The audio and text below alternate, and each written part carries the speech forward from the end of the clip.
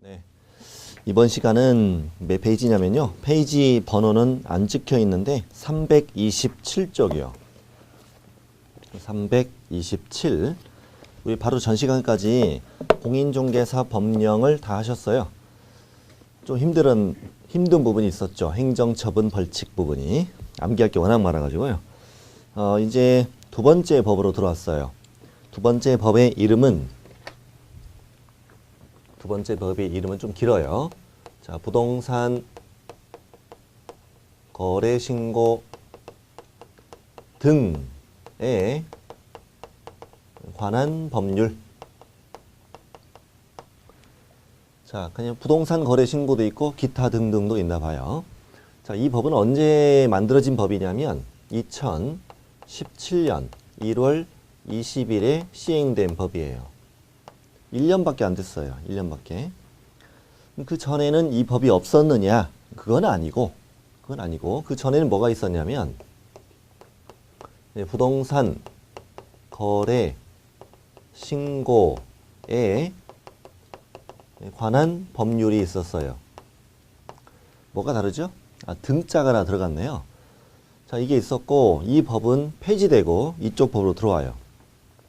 그 다음에 뭐가 있었냐면 외국인 토지법이라는 법이 있었습니다. 이 법도 폐지되고 여기 법으로 들어와요. 그 다음에 여러분 공법에 보면 국토의 계획 및 이용에 관한 법률 있잖아요.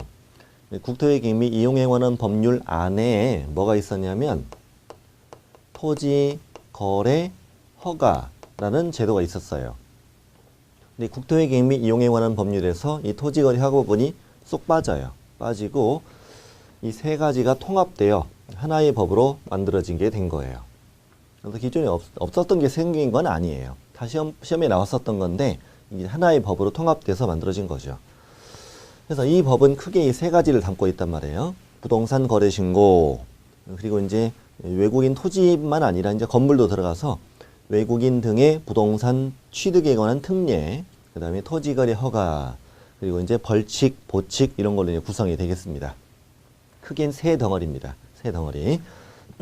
그래서 그 뒷장에 넘겨보면은 329쪽에 이렇게 법령의 구성이라고 그림을 그려드렸죠. 이 법은 부동산 거래 신고, 외국인 등의 부동산 등 취득에 관한 특례, 토지 거래 허가 이렇게 구성이 돼 있어요. 문제 출제 비중은 여기서 2개 정도, 3개까지 나올 때도 있어요. 여기는 하나 정도 토지 거래 허가는 하나 내지 2개 정도인데 제 생각엔 2개 이상 나오지 않을까 이런 조심스러운 예상을 해요. 자, 그럼 먼저 이제 부동산 거래 신고를 시작할 텐데, 자, 그렇다면 이 부동산 거래 신고라는 건 뭐냐 이거죠. 자, 부동산 거래 신고는 말 그대로 부동산의 거래를 신고해라 이런 제도인데, 이 부동산 거래 신고는 언제 도입됐냐면 2006년 1월 1일 이게 도입됐어요. 그렇게 오래된 건 아니에요. 이 법은 매매계약, 부동산의 매매계약을 체결했을 경우에는 실거래 가격을 시군구에 신고하세요라는 제도예요. 자, 그렇다면 2005년까지는 실거래가를 신고하는 제도가 있었다, 없었다? 우리나라에 없었어요. 놀라운 사실이죠. 2005년까지는 대한민국에 실거래 가격을 신고하는 제도가 없었습니다. 그럼 그 전에는 어떻게 했느냐? 그 전에 어떻게 했는가도 좀 알기는 알아야 되거든요. 어떤 법이 있냐면 부동산 등기 특별조치법이라는 법이 있습니다. 이 법이 지금도 있어요. 그리고 중개실무에서 우리가 배워요. 자, 부동산 등기 특별조치법 안에는 계약서 검인이라는 제도가 담겨 있는데, 검인은 뭐냐면 자, 소유권이 이전되는 계약, 매매나 교환이나 증여, 이게 소유권이 이전되는 계약이죠. 그럼 취득자는 취득세를 내야 되죠. 취득세는 지방세예요. 그러니 이 매매, 교환, 증여 이런 계약을 체결한 자는 부동산이 소재하는 시장군수구청장에게 찾아가서 계약서를 제출하세요 라는 제도예요. 이 제도가 지금도 있다고요. 계약서를 내는데 시군구는 어떤 심사를 하느냐? 형식적 심사. 형식적 심사를 한다라고 법에 그렇게 규정돼 있어요. 실거래가 검증을 하지 않고 땅이면 공시지가, 건물이면 공시가격만 맞으면 통과시켜준다는 거예요. 그래서 이 당시 2005년까지는 예를 들어 땅 매매계약 10억에 매매가 됐다. 근데 공시지가가 7억이다. 그럼 개공이 10억짜리 매매계약서 써주고 개공이 잘 아는 법무사한테 연결해줘요. 연결해주면 법무사가 당사자한테 다운계약서 써드려. 그러면 해주세요. 그렇게 하면 이제 7억짜리 다운계약서를 하나 써요. 그리고 법무사가 대리인으로 시군구에 가서 검인 받아와요. 검인은 그 시군구 확인 도장을 찍어주는 걸 말합니다. 그런 다음에 뭐 취득세 받아가지고 취득세도 해주고 뭐 등기비 받아서 등기도 해주고 뭐 그랬던 거예요. 그래서 일반인들이 검인이라는 걸 받아본 기억이 거의 없을 거예요. 어쨌든 시군구는 이렇게 형식적 심사한 다음에 계약서에 확인 도장을 찍어주는데 그 확인 도장을 뭐라고 한다? 검인이라 한다. 검인. 그리고 이걸 흔히들 사람들은 검인계약서라고 불렀어요. 그리고 취득세 신고를 확보하고 이 검인계약서를 등기소에 제출하면 소유권 이전을 해 주었던 거예요. 이게 바로 검인제도입니다. 그러다가 뭐가 만들어졌다? 부동산 거래 신고가 만들어졌다. 부동산 거래 신고가 2006년 1월 1일부터 도입되어서 이 세 가지 계약 중 매매계약만 부동산 거래 신고해라, 실거래가 신고해라 이렇게 만들어진 거죠. 그러면 교환계약과 증여계약은 지금도 실거래가 신고 의무가 없다는 얘기죠. 왜 없냐면 실거래가 신고를 할 수가 없습니다. 자, 네 거 상가, 네 거 토지 교환했다. 둘 다 5억짜리다라고 합의가 된 거예요. 그러면 추가금은 오고 가는 건 없죠. 없어요. 그럼 계약서에 네 거 상가, 네 거 토지를 교환한다. 이렇게 계약서 쓴 거죠. 그러면 이 토지와 상가의 가격은 계약서에 적을 필요가 없죠. 그냥 바꾸는 거니까. 그래서 실제 현금이 그 부동산의 가액만큼 오고 가는 계약이 아니기 때문에 실거래가 신고 자체가 불가능하다. 그럼 어떻게 하느냐? 계약서에 그 상가 토지의 가격을 아예 적지 않습니다. 그냥 교환한다 이렇게 계약서를 써내요. 써내면 시군구는 그 토지 상가의 공시지가 공시가격을 확인한 후 취득세 부과하고 검인해주고 이걸 등기소에 가서 등기한다 이 말이에요. 지금도 교환도 그렇게 한다는 거죠. 교환은. 그러니까 이 검인 제도가 없어진 게 아니라고요. 증여도 마찬가지예요. 내가 너한테 줬는데 이게 얼마짜리인지 어떻게 알겠습니까? 그러니 증여도 실거래가 신고를 못한다. 계약서 내라. 검인 받아라. 취득세 내고 등기소 내라 이 말입니다. 그러니까 무슨 계약만? 매매계약만 거래 신고를 한다. 장소는 똑같다. 부동산이 소재하는 시군구에 갑니다. 뭘 내냐면 부동산 거래계약 신고서를 제출합니다. 이 신고서 작성 방법도 우리는 배웁니다. 자, 부동산 거래계약 신고서 해보세요. 시작. 부동산 거래계약 신고서. 신고서를 제출해요. 아까는 계약서를 냈는데 그럼 여기는 당연히 실질적 심사를 해요. 실거래가를 검증한다는 얘기죠. 타당하면 아까는 계약서에 도장을 찍어줬는데 이번에 뭘 주느냐? 신고필증이라는 걸 교부해요. 당신들이 신고한 내용이 이렇습니다. 쭉 적혀있고 시군구 확인 도장 찍혀있는 신고필증이죠. 그리고 이제 취득세 내고 이걸 어디다 제출하면 등기소에 내면 소유권 이전을 해주는 거예요. 자, 결국 자, 매매계약은 이렇게 답하는 거예요. 매매계약은 검인 대상이면서 신고 대상이다. 자, 다시 뭐라고요? 매매는 검인 대상이면서 신고 대상인데 신고가 나중에 만들어진 특별법이기 때문에 매매에 대해서는 부동산 거래 신고해라. 이렇게 해서 뭘 받으면 신고필증 받으면 계약서의 검인을 받은 것으로 본다. 그래서 매매는 검인 대상이기도 하고 신고 대상이기도 한 거예요. 다만 신고해서 신고필증 받으면 검인 받은 걸로 본다. 교환하고 증여는 지금도 여전히 뭐 대상이다? 검인 대상이다. 그래서 같은 공무원에게 매매 계약하는 사람은 신고서 내고 교환 증여는 계약서를 낸다라고 생각하시면 되는 거예요. 자, 이 부동산 거래 신고를 지금부터 시작합니다. 자, 그러면 이제 첫 번째 우리가 공부할 건 뭐냐면 부동산 등이라는 걸 공부하게 될 거예요. 이 부동산 등이 신고 대상이에요. 무엇을 신고해야 될 것이냐 이거죠. 무엇을 신고할 것이냐. 또 이쪽으로 잠깐 와보세요. 이 부동산 거래 신고가 2006년 1월 1일에 처음 만들어질 땐 토지와 건축물에 대해서, 즉 부동산에 대해서만 신고했었어요. 토지 건축물만 신고했다고요. 뭘 신고 안 했다는 얘기냐면 그 분양권 또는 재건축 아파트 입주권 이거에 프리미엄을 붙여서 매매했을 때 그건 신고하지 않았었어요. 이 토지 건축물만 신고했었지. 그러다 보니까 2006년 그 당시 아파트 분양권, 재건축 아파트 입주권 여기에 피 붙여판 거 다 뭐 받았다? 다 검인 받았어, 검인. 검인 받았으면 피 붙여서 제대로 판 걸 신고했겠어, 안 했겠어? 했을 리가 없죠. 자, 피 5천, 500 이렇게 이제 검인을 받았던 거예요. 그러니까 이제 주택의 투기가 안 잡히는 거야. 그래서 2007년 1월 1일부터 토지 건축물뿐만 아니라 아파트 분양권, 재건축 아파트 입주권도 신고하자. 그 대신 이 분양권, 입주권은 전부 다 주택에 대해서만 신고하게 됐던 거죠. 여전히 상가 분양권, 택지 분양권은 신고하지 않았었어요. 신고하지 않았고, 그리고 그 분양계약 있죠? 분양계약이나 또는 상가나 토지의 분양권 이런 것들은 여전히 신고 대상이 아니었었어요. 아파트 분양권, 아파트 입주권만 신고했었어요. 토지 건축물과 함께. 이걸 신고 안 했다가 이게 이제 올해 작년이죠. 2017년 1월 20일자로 이 부동산 거래 신고 등에 관한 법령이 만들어지면서 이것도 다 이제 추가가 됩니다. 추가됩니다.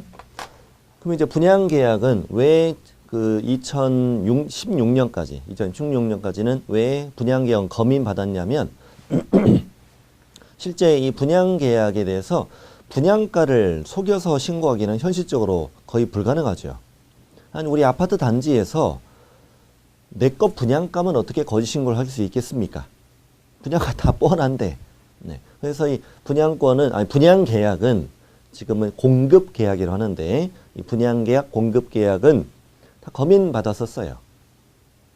아파트 단지에서 의뢰한 법무사가 일괄해서 한꺼번에 검인 받고 취득세 내고 등기 주고 그랬던 거예요.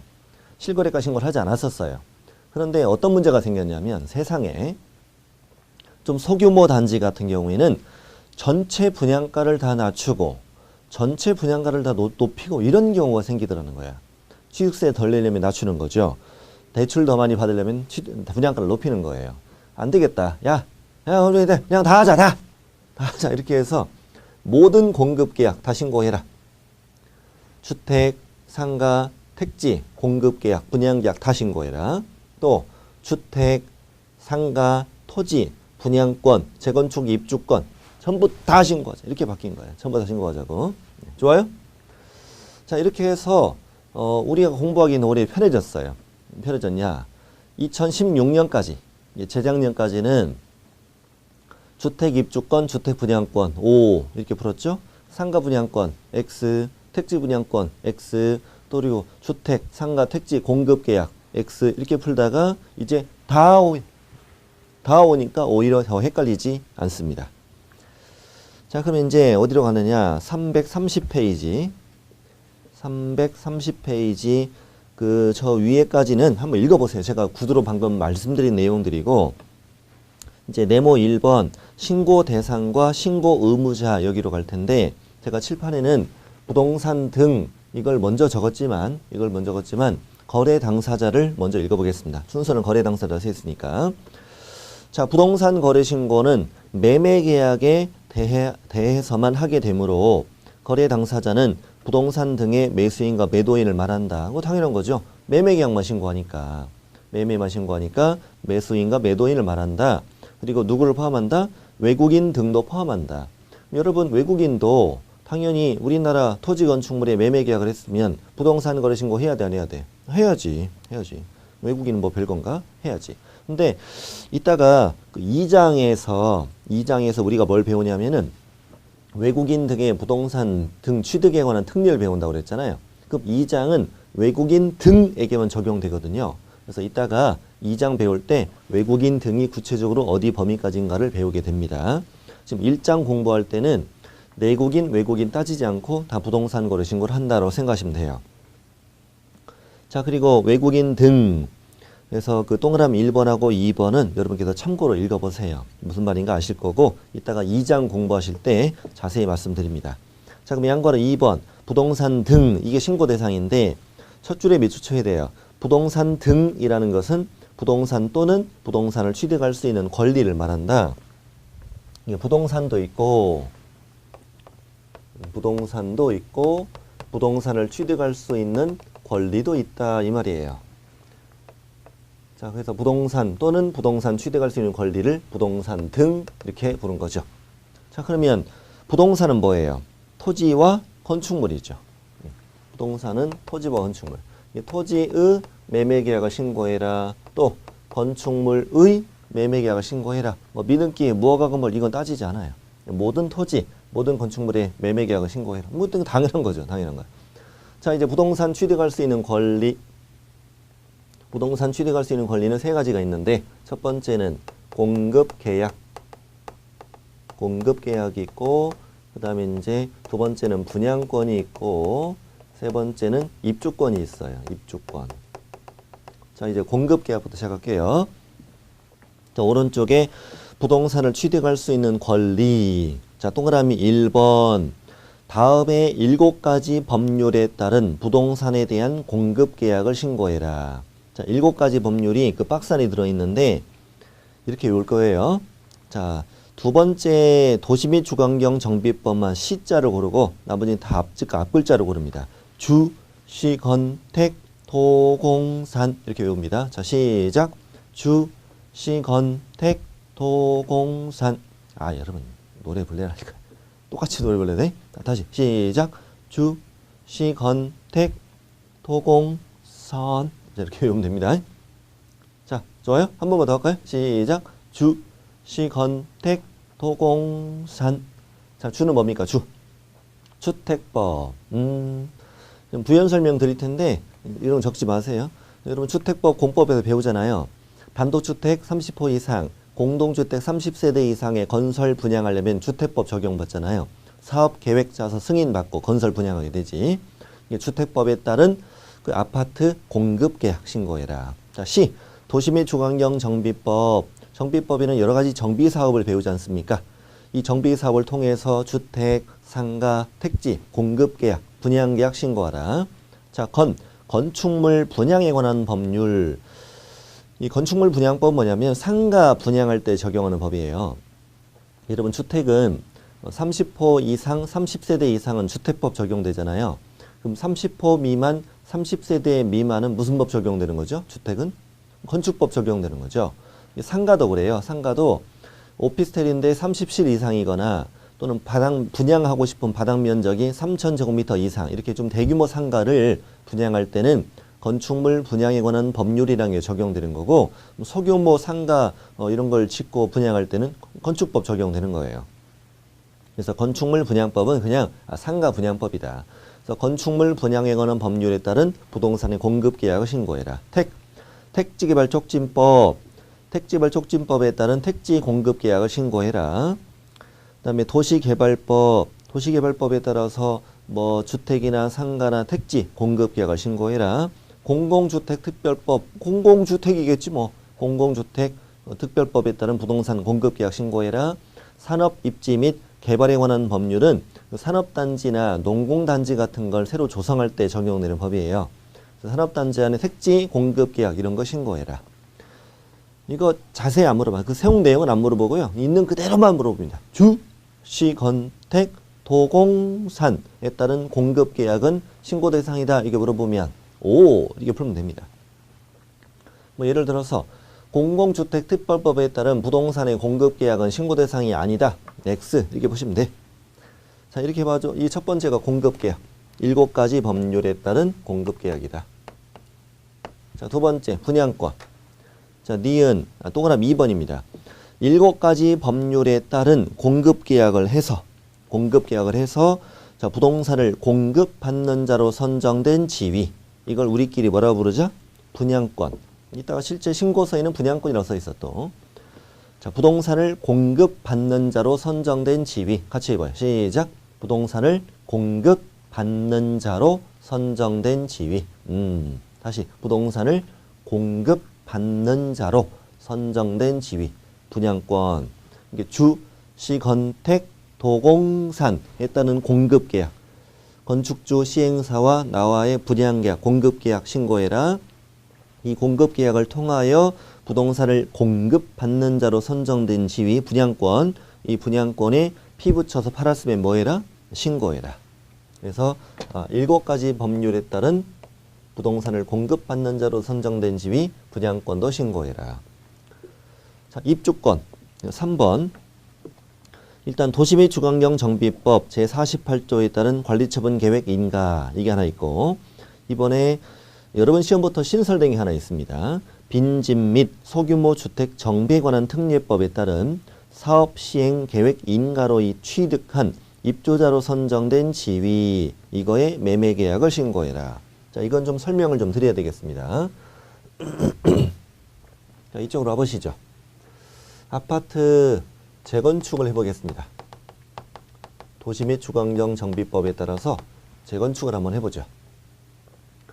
현재 재건축을 하기로 했다면 사업 시행자가 선정이 됩니다. 사업 시행자는 재건축 아파트 소유자들에게 재건축을 하기로 결정이 됐으니 분양 신청을 하시오라고 기간을 줘요. 공법에서 며칠부터 며칠 사이로 준다고 돼 있어요? 그렇죠? 잘 모르시죠? 30일 이상 60일 이내로 분양 신청 기간을 준다라고 정비법에 나와요. 분양 신청을 보면 받아요. 분양 신청을 받으면 사업 시행자는 분양 계획을 짜는데 이 분양 계획을 관리처분 계획 이렇게 부르죠. 자, 관리처분 계획. 관리처분 계획의 내용이 뭐냐면 현재 이 대지는 재건축 아파트가 깔려 있는 땅이에요.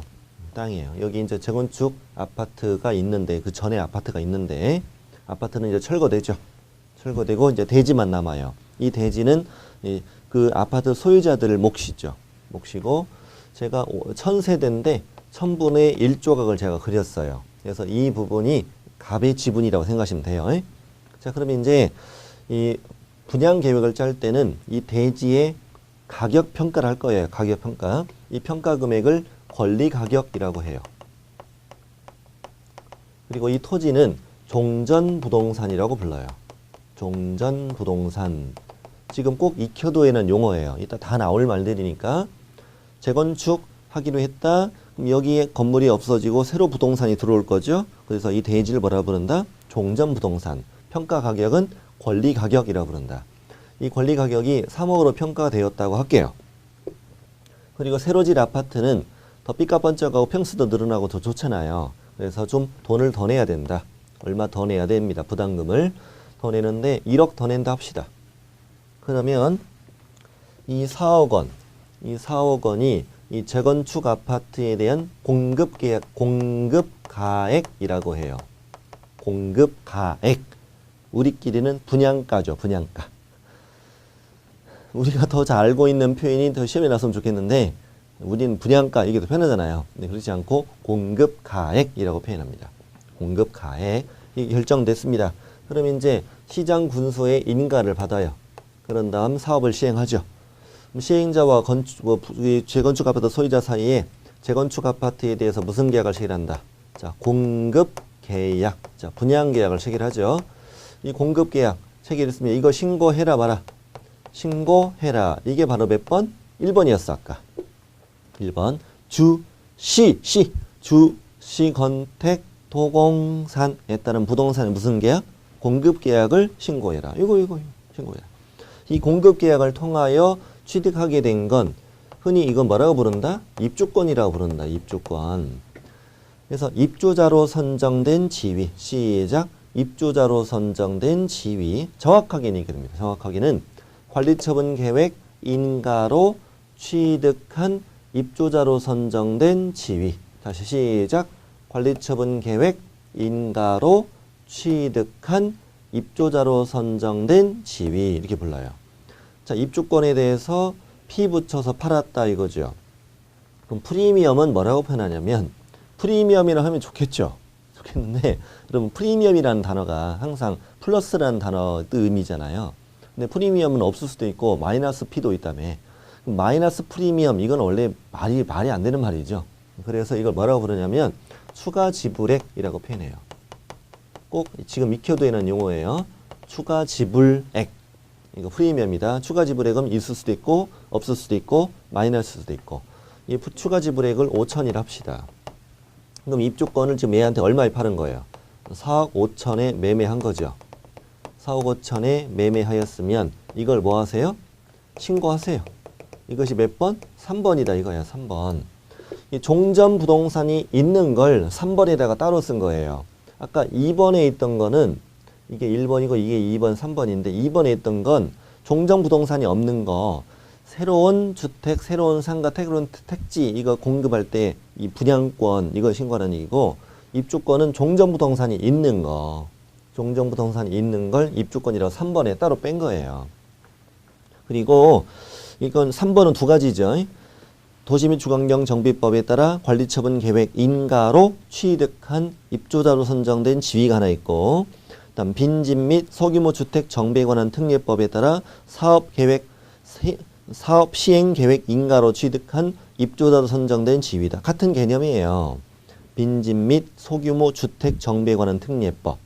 그 동네 다 밀고 이제 새롭게 개발을 한다는 의미잖아요. 재건축처럼 사업 시행 계획 이렇게 표현합니다. 사업 시행 계획 인가로 취득한 입주자로 선정된 지위다. 아무래도 이번에 신설되었기 때문에 우리 시험에 나올 확률이 매우 높아요. 그해 새로 만들어진 건 시험에 되게 잘 나옵니다.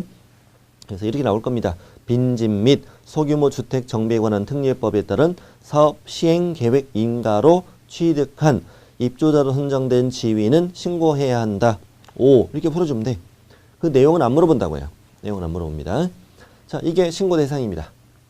부동산 등이라는 건 부동산 또는 부동산 취득할 수 있는 권리, 부동산은 토지와 건축물, 부동산 취득할 수 있는 권리는 7가지 어떻게 외워라? 주, 시, 건택, 토공산에 따른 부동산의 무슨 계약? 공급계약 신고해라. 또 주, 시, 건택, 토공선에 따른 부동산을 공급받는 자로 선정된 지위, 분양권 신고해라. 그 다음에 도시 및 주거환경 정비법, 빈집 및 소규모 주택 정비에 관한 특례법에 따라서 관리처분 계획, 인가, 사업 시행 계획의 인가로 인해서 취득한 입주자로 선정된 지위에 따른 매매 계약을 뭐해라? 신고해라. 이게 답니다. 자, 박스 밑에 보시면 주의 보이죠? 주의. 우리 공인중개사 법령은 아니죠, 이게. 우리는 지금 부동산 거래신고 등에 관한 법령을 공부하고 있잖아요. 근데 공인중개사법에는 중개대상물이 임목도 있고 광업재단도 있고 공장재단도 있었잖아요. 이것은 신고대상이다 아니다? 아니다라고 풀어주면 됩니다. 이게 지금 잘 나와요. 그래서 밑에 주의 2번 공인중개사 법령상 중개대상물 매매계약을 체결한 경우는 모두 부동산 거래 신고해라. 그럼 X로 그러면 돼요. 입광공은 아니니까. 자, 계약은 오로지 무슨 계약만 신고해라? 오로지 매매계약만 신고해라. 헷갈릴 것도 없어요. 뭐 더 있어야 헷갈리기라도 하지. 오로지 무슨 계약만? 매매계약만 신고하라. 오로지 매매계약만 신고해라. 자, 그러면 교환 뜨면 X, 증여 또도 X, 임대차 다 X, 경매 이런 거 다 X입니다. 오로지 매매만. 오로지 매매만. 교환하고 증여는 검인 대상이라고 그랬죠? 다 적어드렸죠. 자, 됐습니다. 자, 이것이 신고 대상. 이거 따로 이렇게 만들어 놓고 이따가 필요하니까. 자, 이 부동산 등에 대해서 오로지 무슨 계약만? 오로지 매매 계약만 신고하라. 자, 그럼 이제 언제부터 얼마 이내 신고하느냐? 또 어디가 신고하느냐 이겁니다. 자, 신고 관청 어디가 신고할 것이냐? 부동산 등 소재지 관할, 자, 괄호 빼고 시장 군수구청장. 자, 이거를 뭐라고 불러요? 신고관청. 신고하니까 신고관청이라고 부르죠. 신고관청은 뭐가 소재하는? 부동산 등이 소재하고 있는 시장 군수구청장입니다. 자, 이 시는 구가 있을 땐 구로 가니까 구가 없는 시죠. 구가 없는 시, 그 다음에 특별자치시도 들어가고 그다음에 특별자치도 행정시도 들어가요. 이게 세종시도 여기 들어갑니다. 구가 있으면 구, 구가 없으면 시, 그다음에 특별자치시, 그다음에 특별자치도 행정시 여기 들어갑니다. 근데 사실 중요한 부분은 여기예요. 부동산 등이 소재하고 있는 시군구다. 그래서 밑에 주의 보면 주의. 공인중개사법, 우리 전 시간까지 배웠던 공인중개사법은 중개사무소 소재지 관할 시군구청장을 우린 등록관청이라고 불렀죠. 등록관청. 사무소가 있는 시군구. 자, 그렇다면 여기는 강남구를 합시다. 서울시 강남구에 개공이 중개사무소를 설치하고 등록을 했습니다. 그럼 강남구는 뭐라고 부르면 돼요? 그렇죠. 공인중개사법상 등록관청이라고 부르면 되죠. 그리고 강남구 안에 있는 부동산 등을 중개했습니다. 그럼 강남구는 뭐예요? 신고관청이죠. 신고관청. 그런데 이 개공이 서초구에 있는 아파트를 중개했더라. 그럼 이제 서초구를 뭐라 불러야 돼? 여기를 신고관청 이렇게 부르는 거죠. 그러니 개공 기준으로 했을 때는 등록관청과 신고관청은 같을 수도 있고 다를 수도 있네. 그럼 당연히 어디에 가서 신고하셔라? 그렇구나. 신고관청에 신고를 해야 되는 거군요. 여기에 신고한다고 하면 틀리는 거예요, 이제. 등록관청에 신고한다면 틀리는 거죠. 그럼 서초구에 신고하는데 신고를 안 했다, 거짓 신고했다. 그러면 이 신고관청에서 개공에게 이제 과태료를 부과하고 그래요. 그렇구나. 그리고 과태료 부과한 신고관청은 그 사실을 등록관청에도 통보해 준다. 이런 제도도 나중에 배우시게 되죠. 그렇구나. 그래서 거기 주의의 네 번째 줄 보면은 중개사무소 소재지 관할 시장군수구청장에게 신고한다. 이렇게 시험이 뜨면 X로 골라야 된다고. X로. 이렇게 시험이 나오기도 해요. 자, 신고기한. 신고기한은 언제부터 얼마 이내 해라? 계약일부터 60일. 계약 체결일부터 60일 이내 신고해라. 이까지 거 숫자는 금방 외워요. 여기는 숫자가 많이 안 나오거든요. 계약일부터 60일. 그러니까 보통은 계약하고 며칠 안에 신고하는 게 아니고 넉넉하게 두고 신고해요. 뭐 50일 정도, 40일, 50일 정도. 중도금 전에는 계약금에 의한 계약 해제가 일어나는 경우 종종 있기 때문에 중도금 치르고 한 40일, 50일 정도에 신고합니다. 계약일부터 60일 안에 신고해라. 자, 좋습니다. 잔금일부터가 아니다라는 걸 조심하라고 되어 있네요. 자, 신고 의무자 되게 중요합니다. 자, 지금부터 배울 것은 뭐다? 신고 의무자. 중요합니다, 이거. 신고 의무자를 배우는데 중요한데 별로 어렵지 않아요. 걱정하지 마세요. 자, 매매 계약이, 자, 부동산 등의 매매 계약이 직거래일 수도 있는 거잖아요. 그래서 거래 당사자 직거래일 수도 있고, 그리고 개공이 중개하는 경우일 수도 있다 이거지. 그렇죠. 이렇게 나누겠지. 직거래일 수도 있고 중개거래일 수도 있죠. 또 직거래인 경우는 또 세 개로 나눕니다. 첫 번째, 당사자는 공동으로 신고해야 합니다. 한쪽이 국가 등일 땐 국가 등에 신고합니다. 또 한쪽이 거부할 경우에는 다른 한쪽이 단독으로 신고할 수 있습니다. 그 다음에 개공이 중개했으면 누가 신고합니다. 개공이 신고합니다. 이렇게 네 가지로 나눕니다. 자, 읽어보죠. 자, 당사자가 직거래했다. 첫 번째, 공동신고하자. 거래 당사자는 부동산 등에 관하여 매매계약을 직거래로 했습니다. 그러면 실제 매매가를 계약일부터 60일 안에 신고관청에 공동으로 신고해야 한다. 맨 앞과 맨 끝만 체크하면 돼요. 거래 당사자는 공동으로 신고해야 한다. 근데 이게 뭐다? 원칙이라고, 원칙. 그래서 이걸 시험에 잘 내진 않아요. 밑줄은 쳤지만. 왜 잘 안 내냐면 한쪽이 국가 등인 경우도 있고 한쪽이 거부할 때가 예외가 있단 말이에요. 예외가. 그러니까 당사자는 항상 공동으로 신고하는 게 아니잖아요. 이게 당사자는 공동으로 신고해야 한다. 이렇게 문제 내면 이건 오류지. 항상 그런 건 아니잖아요. 그렇게 내고 싶어도 그렇게 못 내는 이유예요. 그렇구나. 알겠어. 자, 어쨌건 당사자는 공동신고하는 게 원칙인데 여기서 공동신고라는 말이 둘이 손잡고 같이 가란 말은 아니에요. 그런 말은 아니고 이따 배우는데 부동산 거래계약 신고서에 둘이 공동으로 서명 또는 날인하라는 뜻이에요. 둘이 같이 가는 말이 아니에요. 아니 공무원이 이 두 사람 얼굴을 다 봐야 될 이유는 없잖아요. 둘이 친해요? 그리고 안 친해요. 하나도 안 친합니다. 둘이 같이 가려면 불편하잖아요. 그럼 따로따로라도 둘 다 가야 되느냐? 그 말도 아니에요. 한 사람만 가도 되는데 둘 다 사인하라는 뜻이에요. 신고서에다가. 그러면 신고사가 다 들어간 거잖아요. 공동신고는 그런 뜻이다. 중요한 건 밑에 예외입니다. 일방이 국가 등인 경우와 한쪽이 거부할 때 이 반가로 2번, 반가 3번 이게 중요한 거예요. 자, 일방이 국가 등이다. 1번. 거래 당사자 중 일방이 국가, 지방자치단체, 대통령령으로 정하는 자인 경우 묶어서 우리 국가 등이라 합시다. 이럴 경우는 국가 등이 거래 신고를 해야 된다. 왜?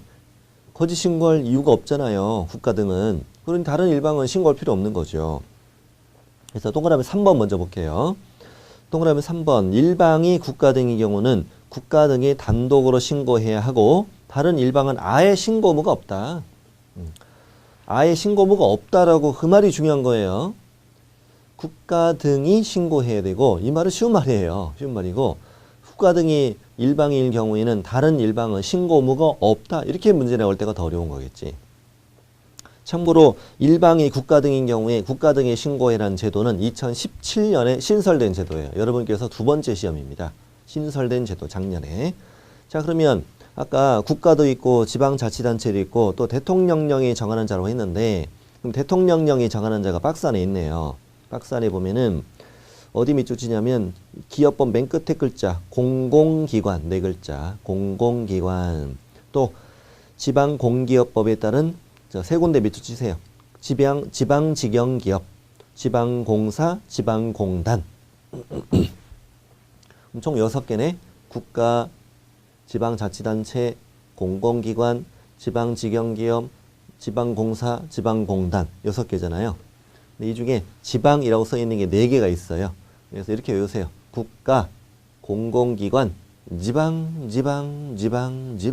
자, 시작. 국가, 공공기관, 지방. 이렇게. 오늘 그렇게 발음해야 재밌어. 다시. 뭐예요? 국가, 지자체, 국가, 공공기관, 지방. 이렇게 6개 있습니다. 이렇게 이제 국가 등의 신고해라. 왜 이렇게 하냐면 무슨 하나만 딱 골라내요. 예를 들면 당사자 중 일방이 지방공사인 경우에는 지방공사가 부동산 거래 신고를 해야 한다. 5로 풀어야죠. 5로. 그다음 3번 한쪽이 거부한다고? 한쪽이 거부하면 국토교통부령으로 정하는 바에 따라 단독으로 신고할 수 있다.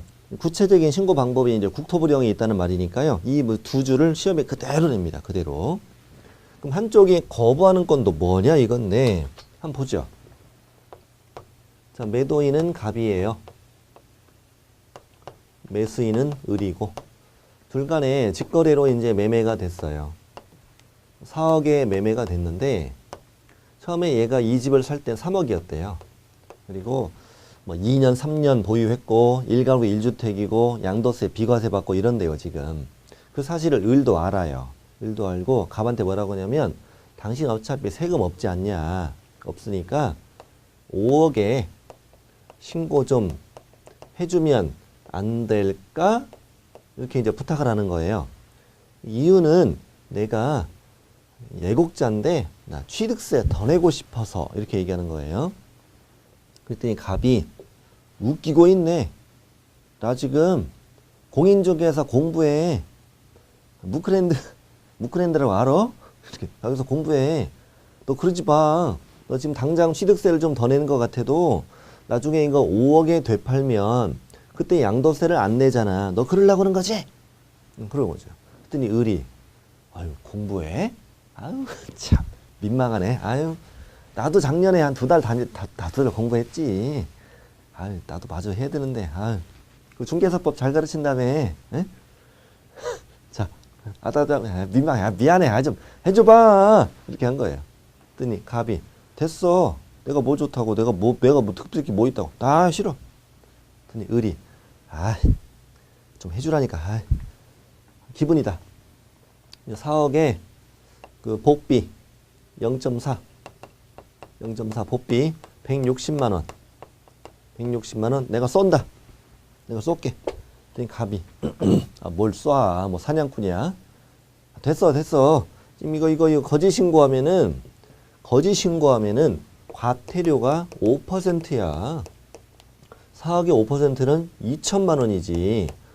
한 2천만 원 과태료 나올 판에 160 받고 됐어. 한 500 좀 모를까. 이렇게 한 거예요. 그랬더니 을이 그냥 배운 놈이 더 한다고.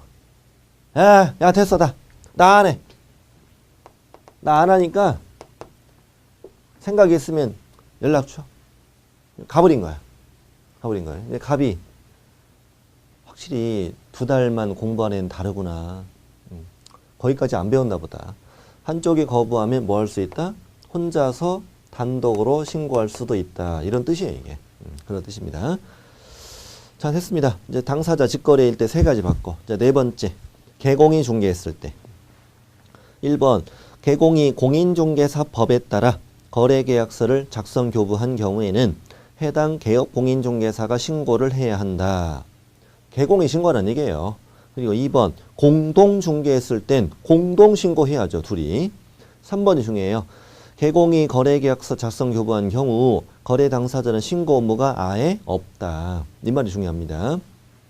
당사자는 아예 신고 의무가 없다. 밑에 이해제도 되게 잘 나와요. 개공이 계약서 썼는데 개공과 당사자가 공동신고 이러면 틀려요. 개공과 당사자가 공동신고하는 게 아니다. 개공이 신고해야 되고 당사자는 아예 신고 의무가 없다. 여러분 생각해 보세요. 개공이 혼자서 신고를 한다고 해도 개공이 일부러 신고를 안 할 이유가 있습니까? 내가 60이라는 신고 안 할 이유가 있나요? 그럴 이유가 없죠. 내가 뭐 득될 게 뭐 있습니까? 그럴 이유가 전혀 없죠. 거짓 신고할 이유가 있습니까? 내가 왜요?